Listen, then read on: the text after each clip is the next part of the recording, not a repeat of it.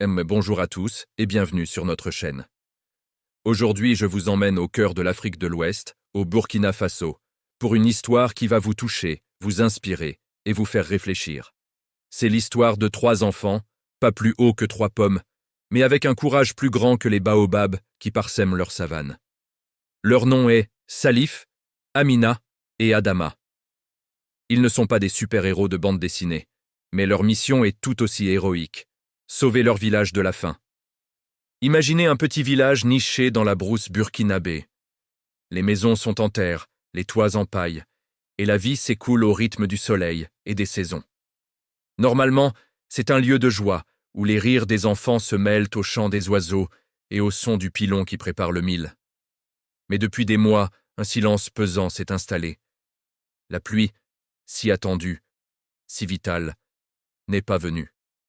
Le soleil, d'habitude un ami, est devenu un ennemi ardent qui craquelle la terre et brûle les récoltes. Les greniers sont vides, les estomacs aussi.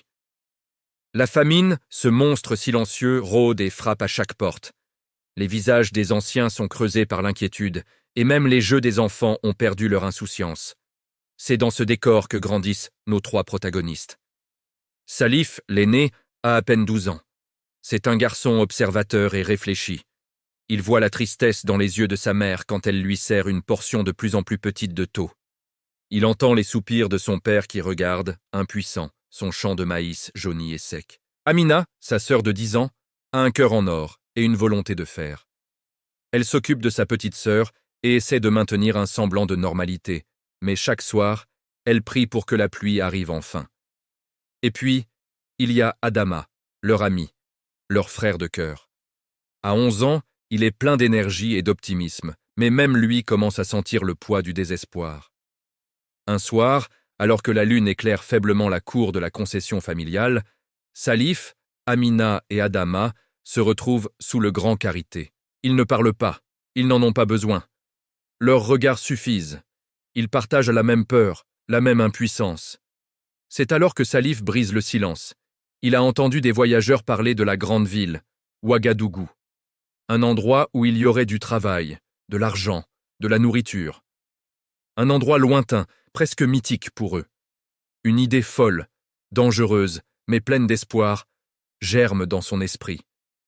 Et s'ils partaient? S'ils allaient en ville pour travailler et envoyer de l'argent pour que leur famille puisse acheter du riz? L'idée est terrifiante. Quitter leur village, leurs parents, tout ce qu'ils ont toujours connu, pour l'inconnu d'une ville immense dont ils ne savent rien. Amina a peur, mais elle pense à sa petite sœur qui pleure de faim. Adama, lui, est tout de suite partant. L'aventure ne lui fait pas peur, surtout si c'est pour aider les siens. Après une longue discussion à voix basse, la décision est prise. Ils vont tenter leur chance. C'est leur secret, leur pacte. Ils ne diront rien à personne. Ils ne veulent pas inquiéter leurs parents, qui refuseraient certainement de les laisser partir. Quelques jours plus tard, avant que le coq n'ait chanté son premier cri, les 3 enfants se glissent hors de leur maison.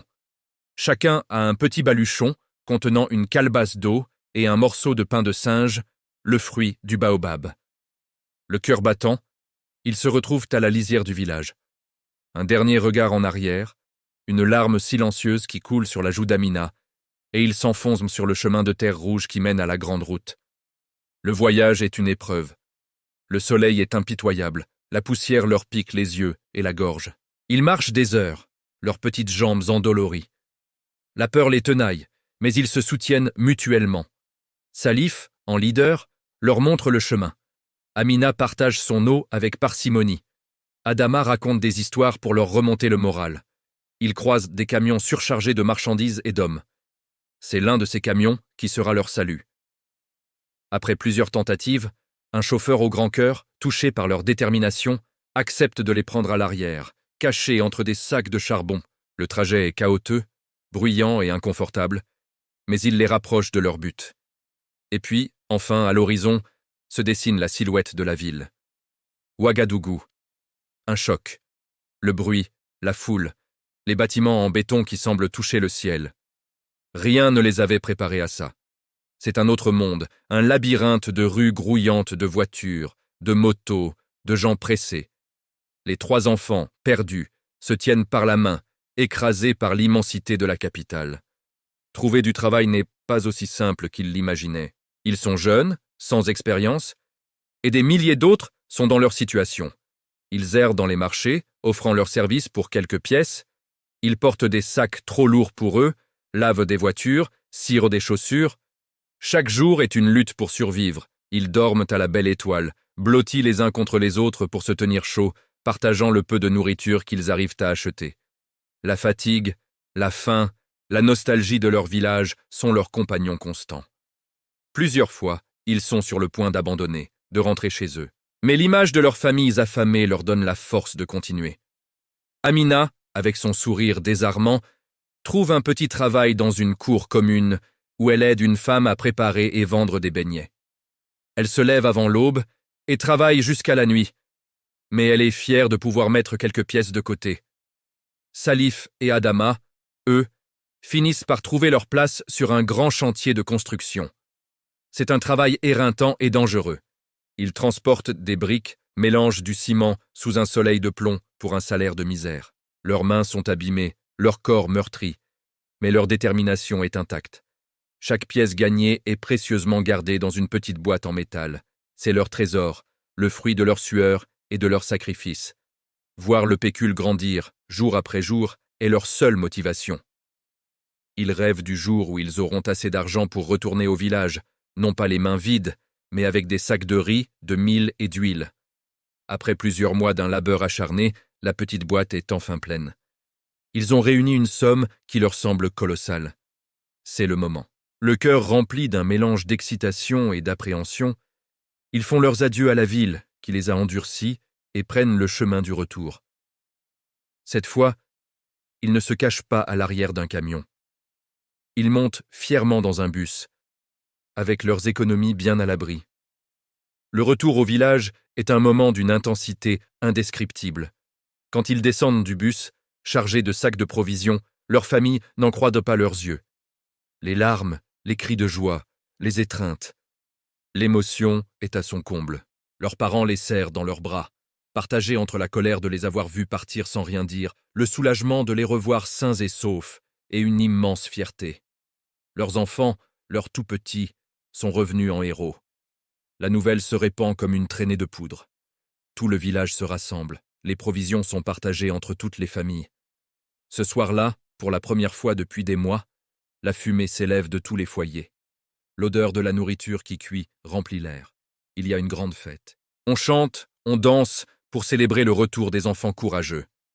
Salif, Amina et Adama, fatigués mais heureux, sont au centre de l'attention. Ils ne sont plus seulement des enfants, ils sont les sauveurs de leur communauté. Leur histoire, c'est celle de millions d'enfants à travers le monde, confrontés à des situations d'une dureté inimaginable. C'est une histoire de courage, de sacrifice, de résilience. Mais c'est aussi une histoire qui nous interroge sur le monde dans lequel nous vivons.